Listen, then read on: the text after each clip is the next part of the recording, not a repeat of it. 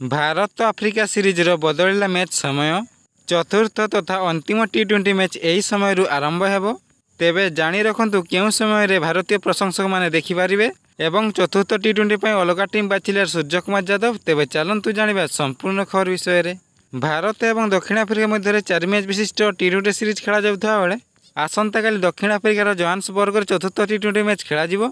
यही मैचर सीधा प्रसारण भारतीय समय अनुसार संध्या 7:30 नुहे राति 8:30 खेल आरंभ हो। यही मैच को जितिले टीम इंडिया सीरीज कब्जा कर।